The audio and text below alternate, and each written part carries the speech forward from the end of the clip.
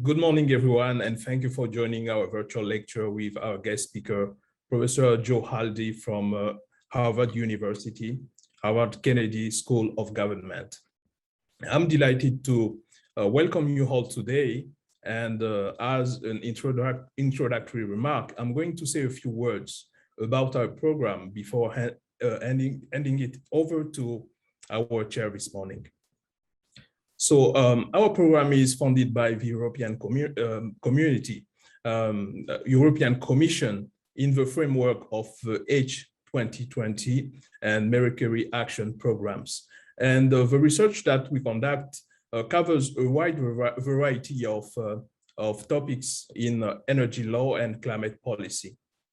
So our lecture series forthcoming event will be on October 28th, and will feature Professor Tibisay Morgandi from Queen Mary University of London School of Law. Feel free to visit our website, www.law.uh.edu/inner-center/. Now I'll hand it over to Professor Gina Warren, co-director of the Environment, Energy, and Natural Resources Center at the University of Houston. Over to you, Gina. Great, thank you so much. And thank you for allowing me to chair today's webinar. It's a pleasure for me. To introduce you to Joe Aldy, who is an economist and a professor at the Harvard Kennedy School. His research focuses on climate change policy, energy policy, and regulatory policy. He is currently the University Fellow at Resources for the Future, a faculty research fellow at the National Bureau of Economic Research, and a senior advisor at the Center for Strategic and International Studies. Professor Aldy served as a special assistant to President Obama for energy and environment, reporting through both the National Economic Council and the Office of Energy and Climate Change at the White House. And before that, he served on the staff of the President's Council of Economic Advisors. Before joining the Obama administration, he served as a co-director of the Harvard Project on International Climate Agreements, co-director of the International Energy Workshop, and treasurer for the Association of Environmental and Resource Economists. He holds a PhD in economics from Harvard University, a Master of Environmental Management degree from the Nicholas School of the Environment, and a BA from Duke University. Today, he will be presenting his current research, which I understand is a work in progress, entitled Learning How to Build Back Better, the Role and Potential of Clean Energy Policy Evaluation. And so before I welcome him with his PowerPoints, I just want you to know that you can put questions into the chat box. And so I'll be looking at those as we go along. Please feel free to put those in. We'll have plenty of time for question and answer at the end of the presentation. And so without anything further, I think, unless I missed something, I think we're ready. Welcome, Professor Aldy. Thank you, Professor Warren. It's great to be here, at least virtually, and hope that in the not so distant future, we'll be getting together in person. This is, as Professor Warren noted, a work in progress, but it reflects a line of work, both in my experiences in the policy world and in my academic scholarship that I've been undertaking for quite some time, which is how do we think about building the capacity within governments. How do we sort of institutionalize processes and create the cultures for how we evaluate the performance of our energy and climate policy? So whether it's on the regulatory side and we think about the evaluation of environmental and energy regulations that have an impact on greenhouse gas emissions, both the prospective analysis of those regulations, but also how we think about retrospective review and analysis of those regulations. How we look back at past spending programs and understand what kind of impact they've had on the deployment of clean energy technologies and the emissions of our energy system, but also how we think about this kind of evaluation plays a key role in what has evolved in our international climate approach, where under the Paris Agreement, we have both a system of pledging emission goals, but a system of transparency where we can evaluate the performance in delivering on those goals. So with that, given that a lot of the current debate about how we might spend large numbers of dollars on clean energy, I'd like to spend about 25 to 30 minutes sort of teeing up some of the recent work that I've been doing on this for you, and look forward to the discussion we'll have after my remarks. So let me pull up my PowerPoint now. Professor Warren, how does that look? Looks great. Great. So how do we learn to build back better?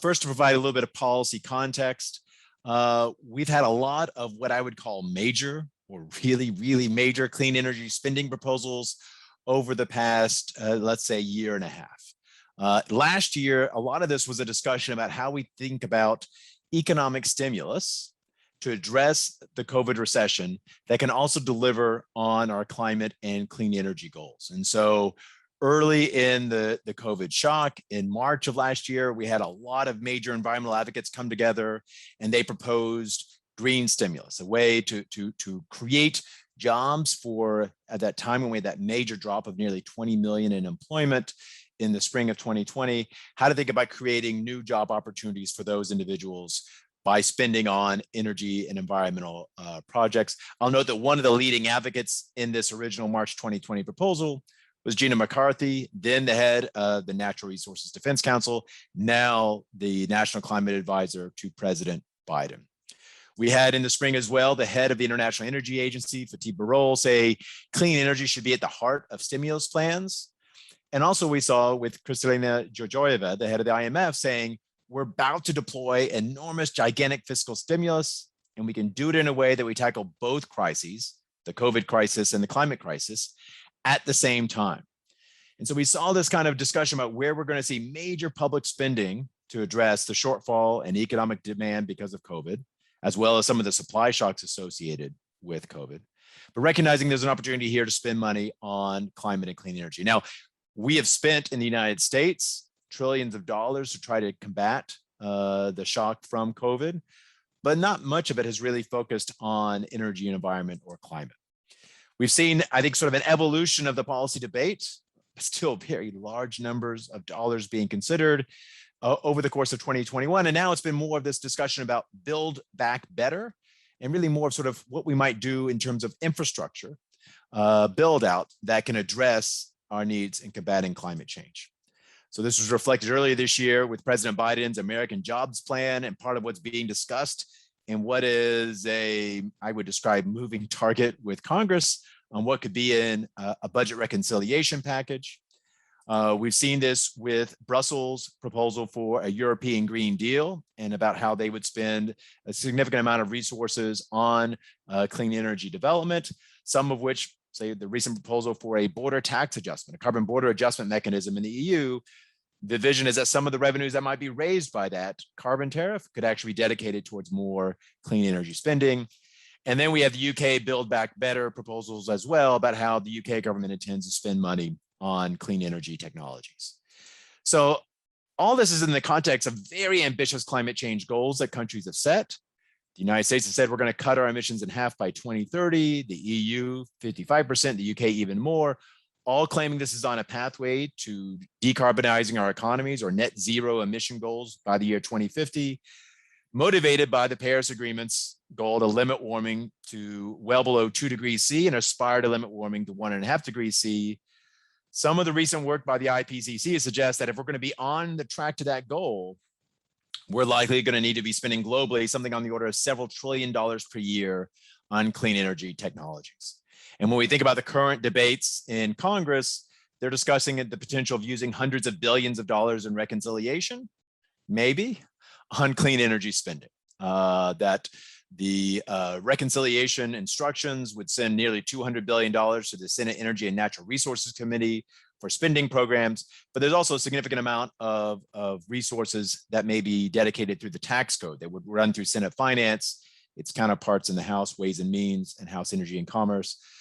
So we're talking about, really big money here. I worked on the Recovery Act of 2009. Back then, we had what was described by the New York Times as the largest energy bill ever. It was spent over several years, about $90 to $100 billion. And we're probably going to be looking at several times that in what may pass through Congress this year. But it all raises the question, how do we know if we're building back better? If that's our goal, is we're going to build back better, and we have all these different programs going towards investing in clean energy technologies, how do we know we're actually making progress on that goal? And how do we know that we're actually getting the biggest bang for our buck when trying to implement such an aggressive decarbonization program? So in my talk today, I want to describe a little bit about what I think are the major benefits, really sort of from a public policy and political perspective, the benefits of a clean energy program evaluation to help address that question about how do we know if we're building back better.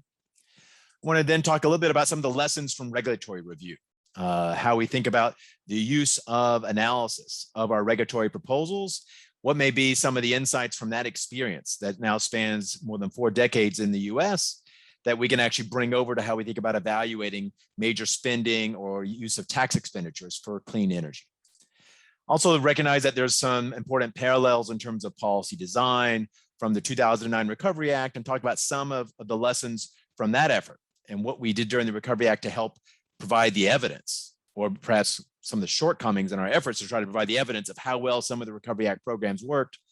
And then I want to turn to some of the academic literature and look at some of the lessons from the causal inference literature, which I think is all the more salient today, in part because of both interest in the Biden administration on trying to bring the best possible evidence to bear in evaluating policies and programs, but also from what the Nobel Prize Committee emphasized just earlier this week when it announced the prize for economic sciences, focusing on the use of empirical methods to try to exploit so-called natural experiments so that we can learn more effectively how well policies work or don't work.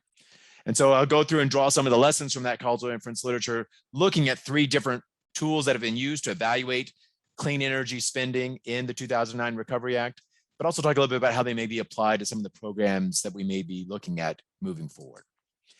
Then I want to close with a discussion about how we can plan for clean energy program evaluations. How do we think about institutionalizing such a process so that we can provide the evidence to learn over time that can then inform how we update and improve our clean energy program over time?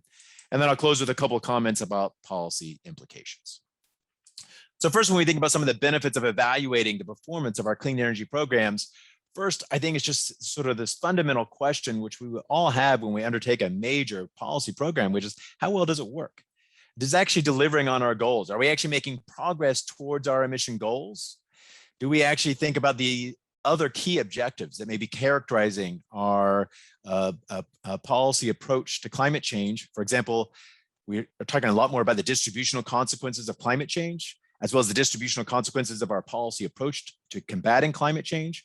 We also want to understand who's bearing the cost, who's enjoying the benefits, what are some of the impacts that may matter. Some of these may be ancillary impacts or correlated impacts. We know that there's a lot of concern about not just reducing carbon dioxide and other greenhouse gases, but as we decarbonize our economy, there's the ancillary benefits of improving local air quality.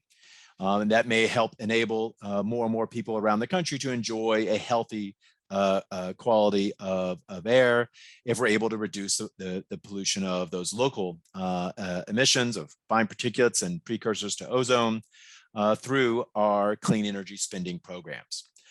So I think it's also important to recognize that at the end of the day, we're going to care about how much we're spending to make progress.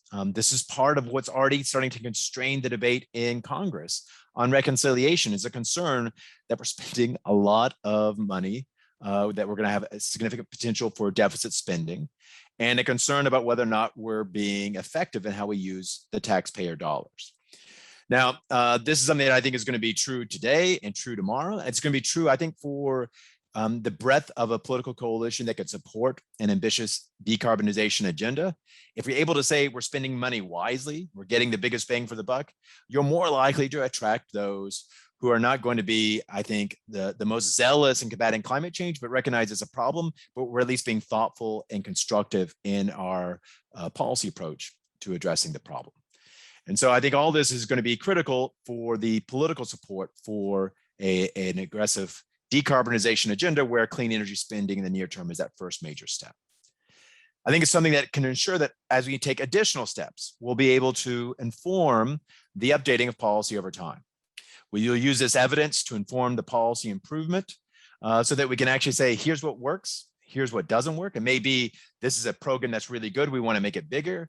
It may be, we understand specific characteristics or attributes of a program that we want to apply and incorporate in another program. It may be that we understand different technologies respond differently to different policy approaches. And as we think about what's the next set of technologies that we need to bring to the market and commercialize, we may be able to tailor our policy program to those. I think it's a way to exploit what is by nature, the iterative nature of clean energy policy. Whether it's on spending or on the regulation side, we take a kind of iterative approach. We do an annual appropriations process that sets spending levels for programs. Every year or two, we often have a discussion about how we might extend various tax provisions through tax extenders bills. We may occasionally have discussions about reconciliation packages. We have regular reauthorizations of the transportation bill and the agriculture bill. We have regulatory processes that are often iterative in nature, where, for example, EPA promulgates and then updates every so often air quality standards, or the Department of Energy has a 6-year window for how it's supposed to be evaluating and updating appliance efficiency standards. Likewise, there's a cycle that the Department of Transportation goes through for fuel economy standards. So there's all these opportunities on both the spending side, the tax expenditure side, and the regulatory side, where we have opportunities for bringing the evidence to inform how we want to update clean energy policy over time. And finally, I think it's important to think about how this fits institutionally in a new approach to how the government is organized around bringing evidence to inform policy under the Foundations for Evidence-Based Policymaking Act of 2018. So it was one of those rare bipartisan moments where Congress came together and said, this is actually would make for better government. This would help ensure that government is doing better in serving the American people. And part of implementing that act and ensuring that we bring the best evidence to inform policy is that agencies are required to develop learning agendas to try to understand how they are going to learn about program performance across the government, not just on climate and clean energy, but across all the functions of the government. How do we learn what works and what doesn't work?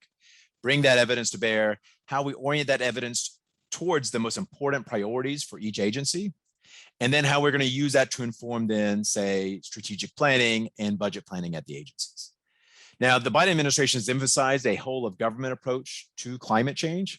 And one way to help sort of institutionalize that. So it's not just the rhetoric at the very top from the president.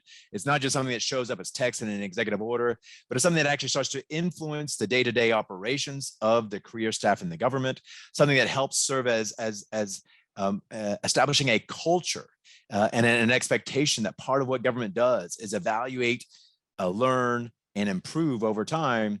Is something that I think you can use climate as a key template for how you're doing that for everything in the government, because it's something that can apply to many different agencies within the executive branch. So it's a way to advance that learning agenda, build on this act from 2018, enable us to sort of institutionalize a learning agenda for climate. And one thing about this is that as you are planning to evaluate and bring to the public the results of your evaluations, it also helps establish a kind of durability of your climate effort over time and across administrations. And it may be a way to sort of build this in and make this a more effective long-term approach to climate change that can offset some of what I would describe as the yo-yo approach to climate policy we've seen as a function of which parties in the White House over the past several decades. As I also noted, it's a way to sort of inform the planning by agencies for how they're going to address climate change over time. So it's part of really making sure that we're not just doing studies for the sake of doing research, but making sure that it has applications and use and value in the decision-making by the government going forward. Now, let me turn to some of the lessons that I think are important that we can draw from past experience in evaluating our policies and our programs, especially those in the environment and energy space. First, by looking at some of the lessons from regulatory review, and then I'll pivot and talk a little bit about the lessons from the Recovery Act of 2009. First, we've had a requirement going back to 1981 that agencies undertake regulatory impact analysis of major regulatory proposals. And since 1993, Executive Order 12866 has governed this undertaking of regulatory analysis as it feeds into an interagency coordinated review of regulatory proposals by OMB. That 1993 executive order notes that agencies need to demonstrate a compelling need for their regulation. And they describe how typically market failures, including those in which we are undermining public health, imposing environmental damage, the sort of classic example that climate change satisfies here, that this is one of those rationales for why there is a compelling need for the regulation. This compelling need standard is very thoughtful. It reflects where there is opportunities for the government to intervene in the market, make the market function better, increase and improve the welfare for the American population. But the compelling need argument applies just as well to public spending through appropriations on clean energy and tax expenditures in the tax code for clean energy. These are all oriented towards investing in technologies that reduce our emissions of greenhouse gases that contribute to climate change. And so the first thing is to recognize that if we think there's a compelling need and we should then evaluate the proposals in the regulatory space, then doing so to drive changes in investment through spending and tax expenditures would also justify that kind of analysis. And in fact, we see investments in the US economy that are driven by regulations, spending, and the tax code. For example, DOE has set a minimum efficiency standard for residential furnaces, subject to regulatory analysis. We've also seen public spending, such as through the State Energy Efficient Appliance Research grant program. That program, rebate program, that program provides rebates if a household buys an energy efficient furnace, and a household could claim a tax credit through the tax code if they buy an energy efficient furnace. So we have different kinds of policy tools all focused on the same kind of investment.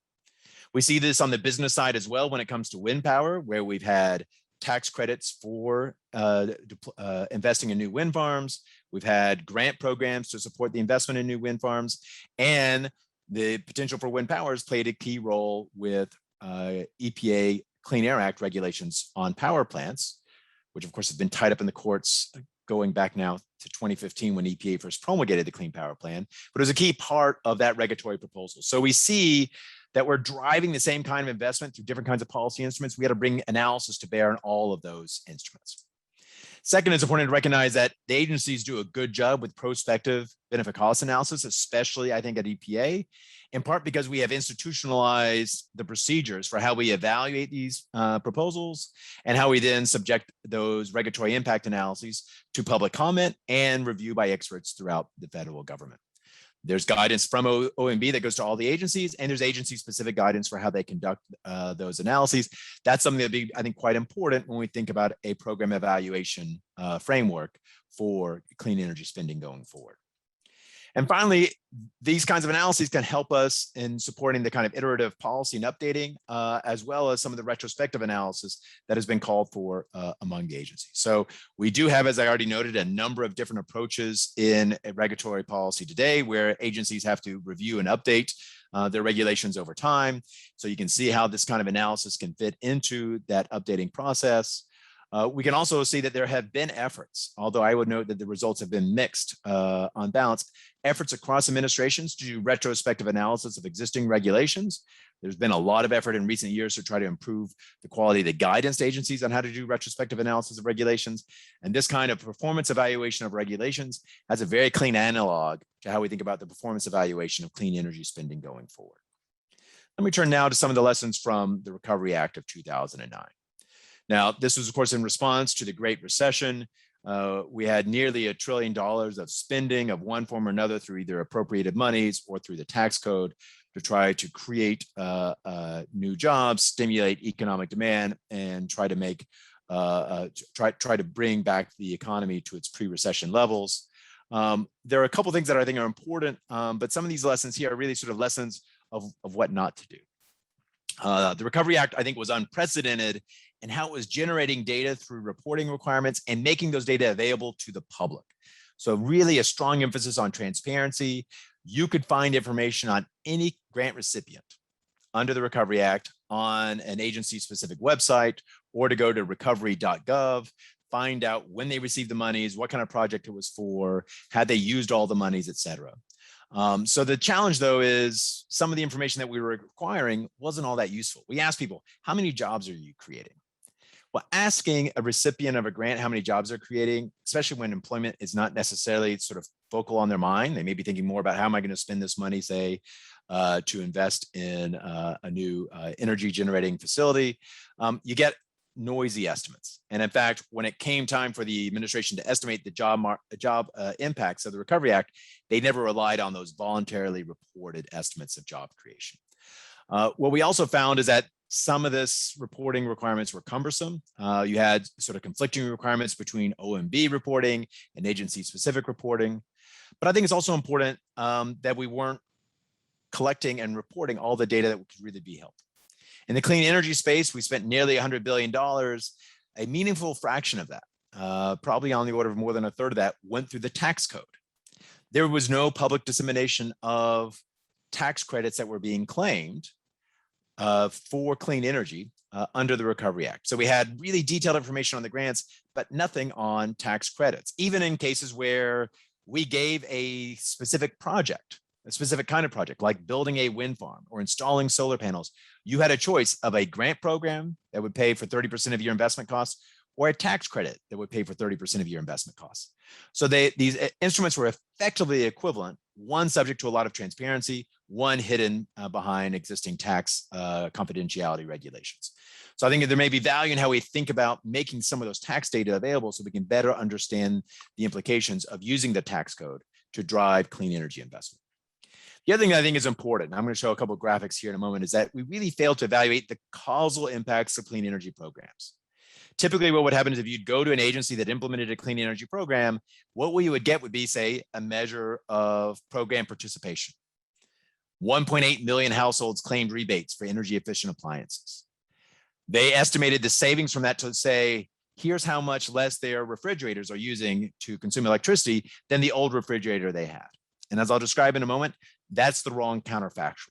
We actually want to know how much electricity are they consuming now from a refrigerator that they bought using this rebate program compared to the refrigerator they would have bought had they not participated in this rebate program. We have a problem where there's a lot of different policies being applied. And the question is sort of how do we distinguish which of those policies actually had the most significant impact in driving that investment? So we can look at solar.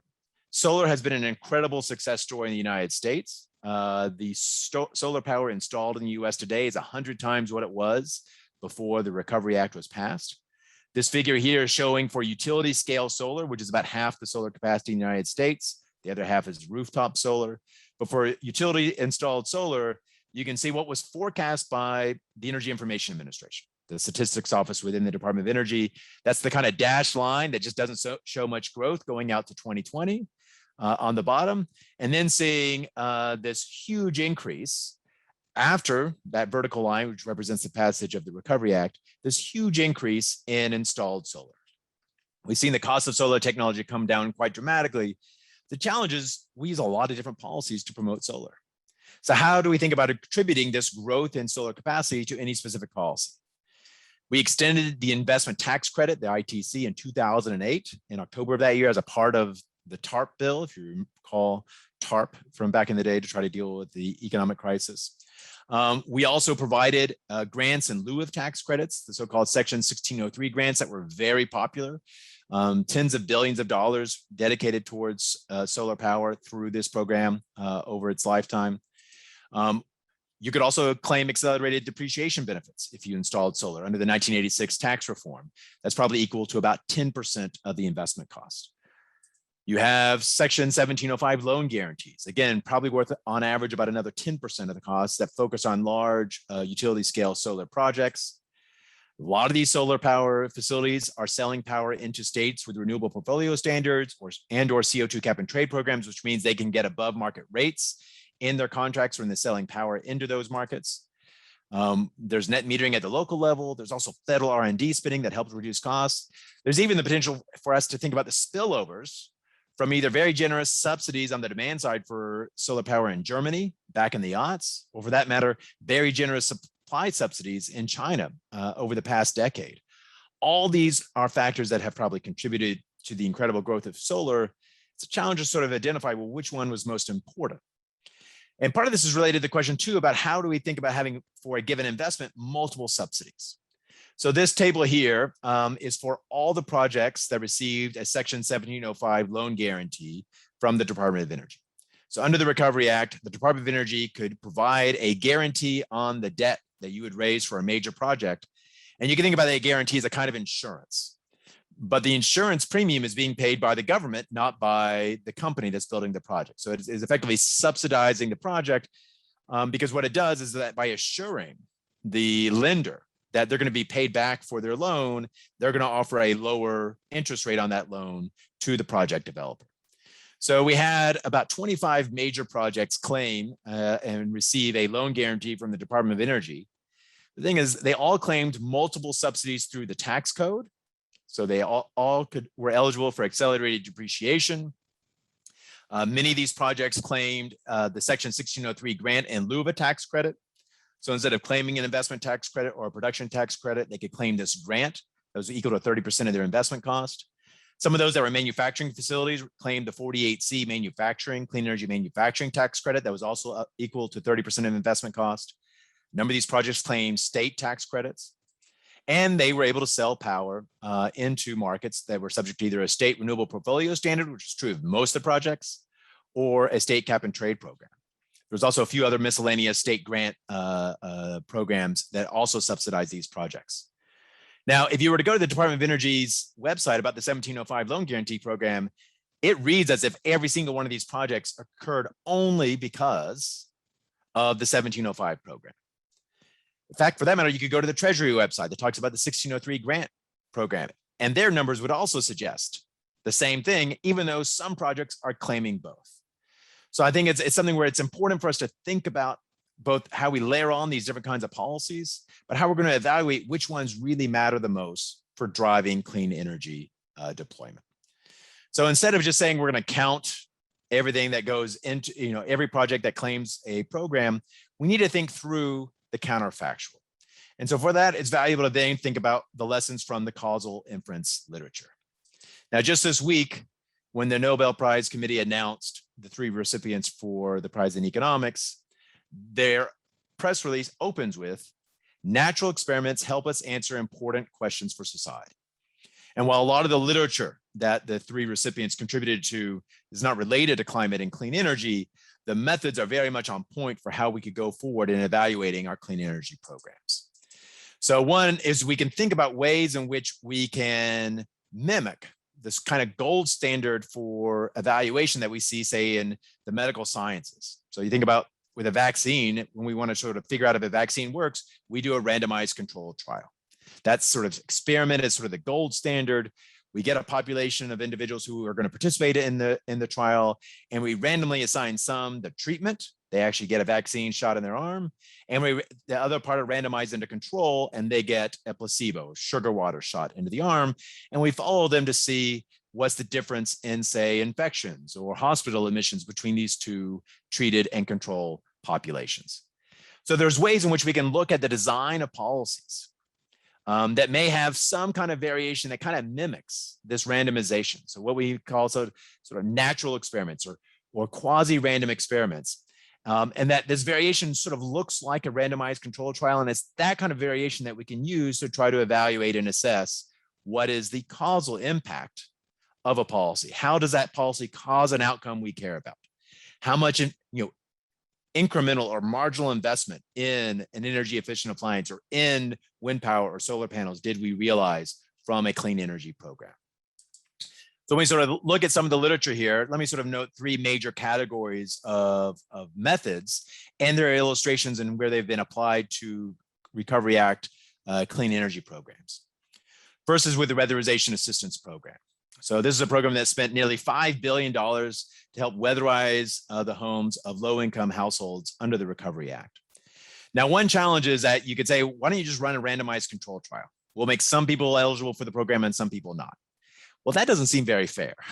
And it's this thing that one often hears from government officials, that they don't have the discretion on who can receive a program and who can't. So they can't mimic and implement a true randomized control trial. But some scholars worked with program management for a weatherization assistance program in Michigan. And they said, you have scarce resources for how you advertise this program. So you could actually be strategic in how you use your resources for how you advertise this program.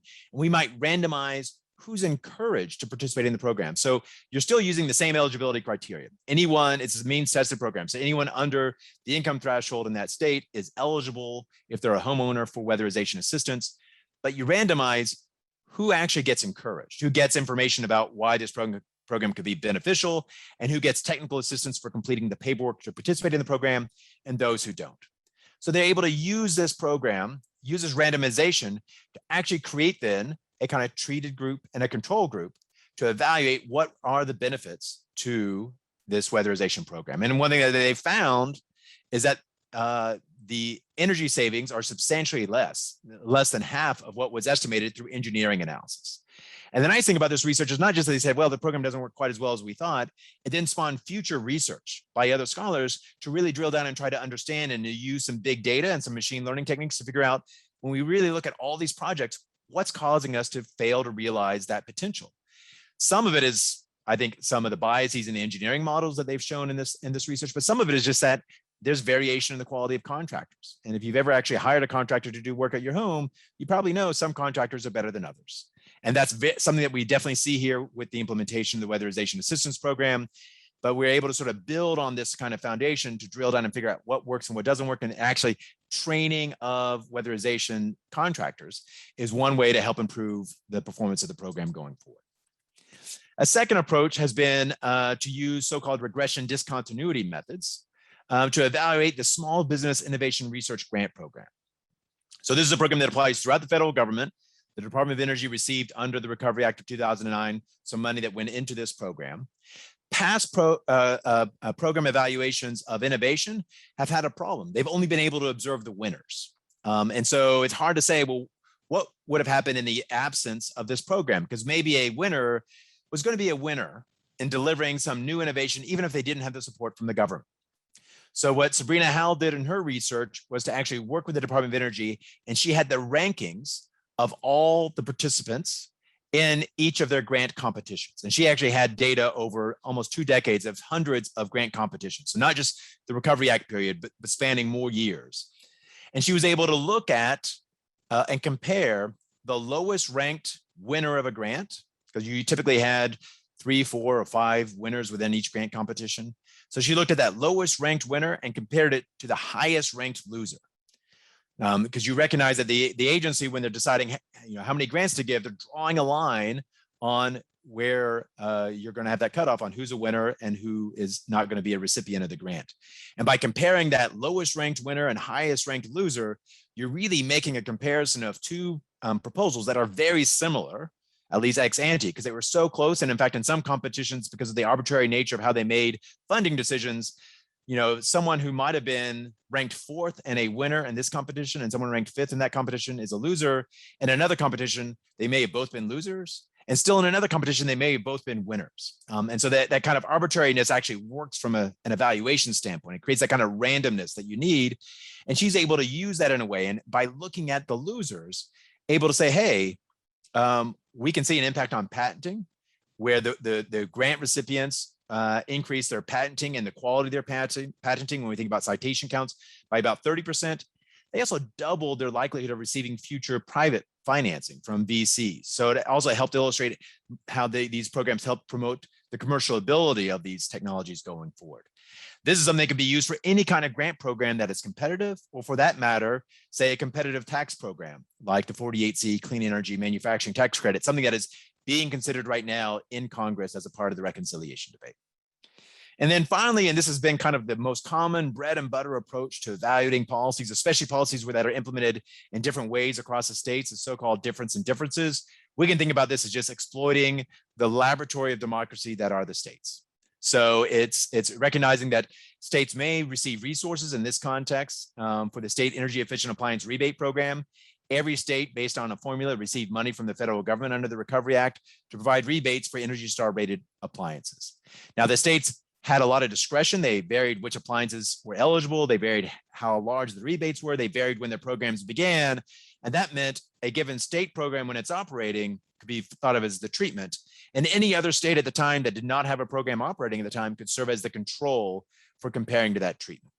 So this is based on some work I did with Sebastian Hood, where we evaluated the impact of this program. And what we found is that actually most of the people who claimed rebates would have bought an Energy Star rated appliance anyway.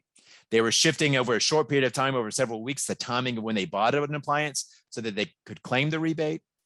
But we were providing rebates for appliances like refrigerators and dishwashers and clothes washers, where the Energy Star market share was already 50% or greater, as high as 70% for one of the appliance categories. So it's not a surprise that a lot of the people claiming these would have bought an Energy Star rated appliance anyway. But it means that instead of getting, say, 100 kilowatt hours a year of energy savings per refrigerator, which is what DOE claims, when you account for the fact that 90% of these individuals would have bought an Energy Star rated appliance anyway, and they actually change what kind of Energy Star rated appliance they were going to buy, you're actually getting something closer to about 2 kilowatt hours of savings per year. So a significant change in that. There's a lot that we do on clean energy that is run through the states. So there's a lot of opportunity to think about how the states may vary in their design and implementation of programs that would enable performance evaluation ex post. So let me close with a couple of comments about how we can plan for clean energy program evaluations going forward, and then open it up for questions and comments. I think it's critical for us to think about these evaluations, not just as academics do. I've studied this program. I've learned a little bit about it. I can identify some source of variation that I can used to estimate rigorously the causal impacts of that study, but instead to do this on the front end, to think about this at the program design stage, to think about this right before you begin implementing the program. How are we also going to evaluate the program? So the agency is thinking not just about implementation, but also evaluation at that initial stage. Part of that means that I think we need to develop guidance and provide resources for these evaluations. So just as we do this in the context of regulatory review, we need to have guidance from OMB across the government, but also agency-specific guidance.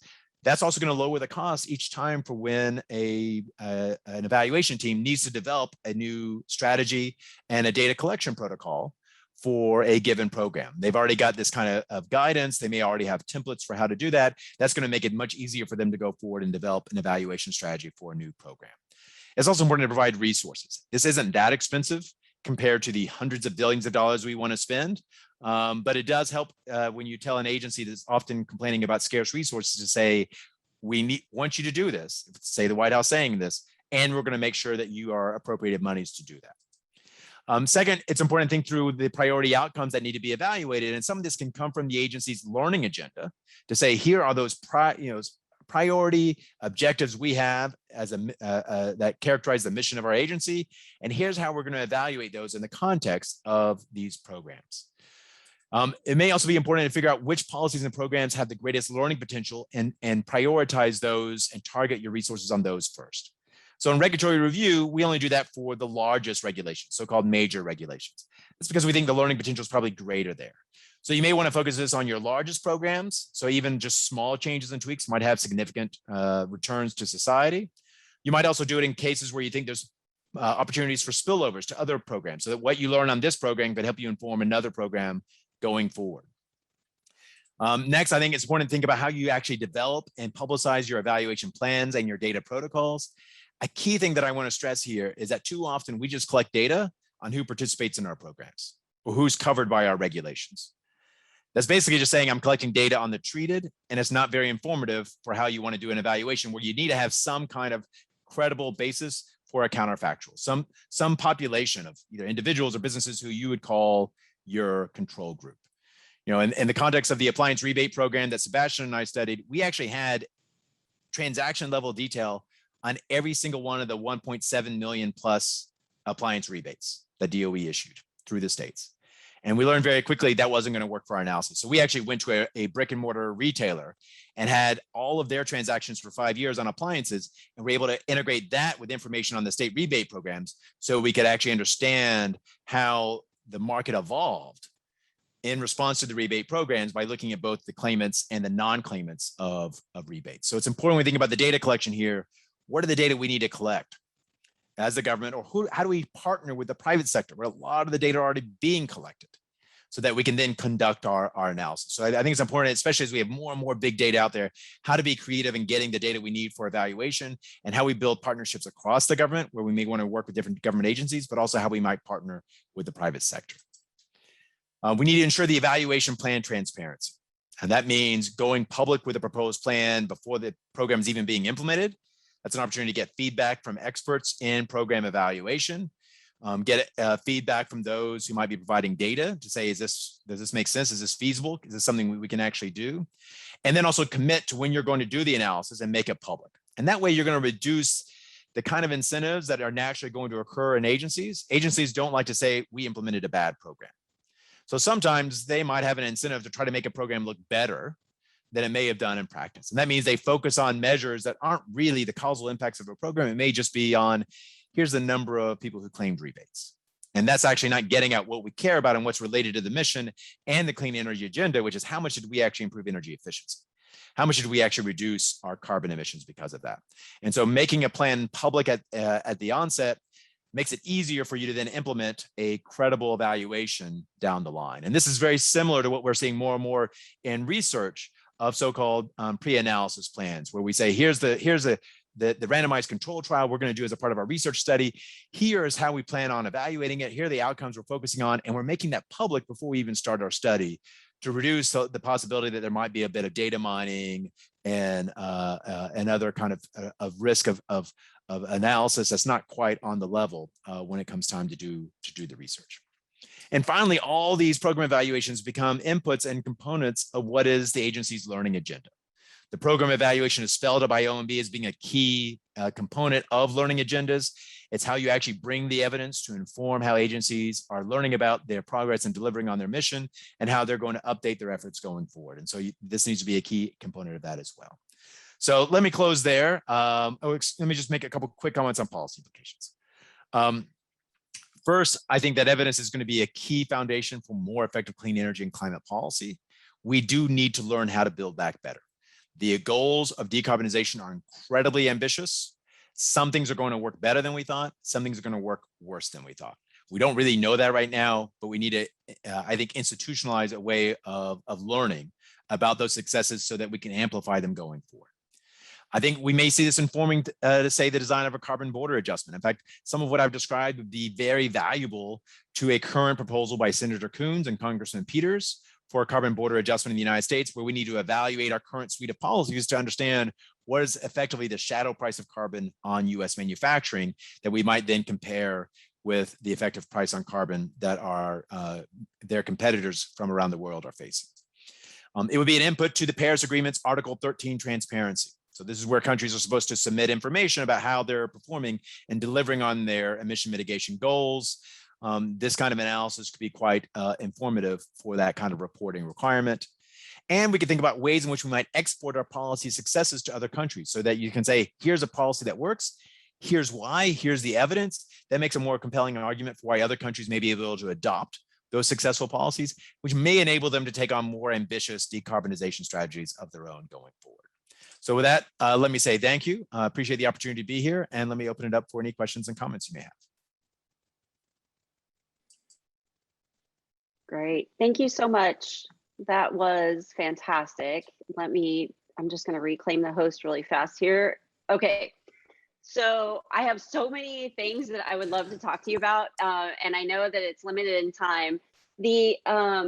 And so if anyone has a question, please put it in the chat box and then we will try to get to it. And if we don't get to it, then I'll save that and then maybe we'll be able to answer those offline somehow. So, but as I think about this, I teach energy law and policy. And one of the things we talk about a lot is these unintended consequences of things. So we have big plans and we tend to go big in the United States. So when we do something, we go big with it, right? So for example, dams. We're not going to just build a couple. We're going to dam every, major riverway that we can. We're going to build huge nuclear. We're going to go huge on our highway system. We're going to we do these things. And so, but one of the problems with that is once we set these things in motion and these policies in motion is that we have unintended consequences to those. And so while it is certainly very important that we address the climate impacts and the climate current circumstances, and we need to do it now and soon, there's also this other side of that, of how do we ensure that these policies are not going to create those unintended consequences that we've done in the past. And the things that are coming to mind most for me are the environmental damage of them. So all the land we're talking about using for developing solar and developing wind. I mean, this is a huge amount of land that's going to be required. And then also the social justice issues that we've historically had, you know, placing this infrastructure in disadvantaged communities and areas and all the things we've done. And then all the economic loss that we've also seen from like nuclear, when we went big with nuclear and then it didn't go so well. So how do we control, when we're thinking about these policies, how do we control for some of these unintended consequences that we hope we kind of learn from the past, but how do we get all that together and figure it out for this? So I think that's a really important question, because, you know, we typically think on when we have evaluated these programs in the past, there's especially from the agency, they have some blinders. They're like, if the program is supposed to subsidize renewables, we're just going to count the megawatts or the gigawatts of capacity of renewables and stop there. Whereas if you're in another part of the federal government, say the Department of Interior, some of the large scale solar that was built over the past decade was an endangered species habitat in the desert Southwest. Right. And so they're like, well, wait. Some of this isn't always necessarily good when we think of from a broader environmental picture. I think this is also a big component of what is the Justice 40 program within the Biden administration, to make sure that a significant fraction, they want at least 40% of the benefits of the clean energy agenda to be shared by historically burdened minority populations. So I think part of that is to say, well, when we think about what's the mission of the agency and the clean energy agenda, is to recognize it's more than just reducing emissions. And it's more than just deploying these energy technologies. And it's how to think about these other, whether it's the distributional consequences, how we want to specify those. And I think to the extent we can be concrete about those, whether it is populations exposed to energy infrastructure, or say exposure to harmful levels of ambient air pollution that may be correlated with proximity to existing fossil fuel facilities. How we might think about the potential environmental risk trade-offs with endangered species or other habitat impacts that may occur as a result of some of the build out in the infrastructure here. All these, I think, are important outcomes that you'd want to specify up front. And in fact, something that you could take comment on as you're developing your evaluation plan. What are the outcomes we need to focus on? The nice thing about when we go big, we don't always go big. We've been talking about going big on climate for a while. But when we go big, you're right, we go big. But that also means that there's perhaps enough activity going on that if we're strategic in how we implement it, it enables that variation that naturally arises then to be the basis for how we assess these outcomes that we care about. So I think it is an opportunity, but it's why we need to be smart at the beginning on how we implement, how we think about planning for the evaluation, making sure we have all the outcomes, including these unintended consequences that are part of our evaluation strategy for when we do that look back after the program has been in effect, say for a few years, to see what kind of impact it's having on all those outcomes that we care about. Great. Thank you so much. Yeah, like I said, I find this all to be super intriguing. And I am very far from being any economist-minded individual. I think about it just as the policies, these push-pull policies, and what we're trying to accomplish. And sometimes we do that, and sometimes we don't. And okay, so I have a question in the chat here. So let me see. I have, are the stimuli in practice evaluated in retrospect, like a 10 to 29 year later, to assess the real benefits and unsustainable costs to the economy as a whole? So that was one of the questions. So, you know, the challenge when we think about the potential economic cost of these programs is that when we look back at say the Recovery Act of 2009, you know, when you're in a deep hole, when the economy is in a deep hole, I mean, COVID taught us to have a new sense of perspective. The fact that we could lose literally 20 million jobs in 1 month makes the 600,000 we lost in a month, which at the time was big, in late 08, seem quite modest. I think the challenge then, in contrast to COVID, is there's a number of differences. We don't need to go into that, but part of it is to see then, when you think about what are the costs, what are the opportunity costs of spending money on this right now?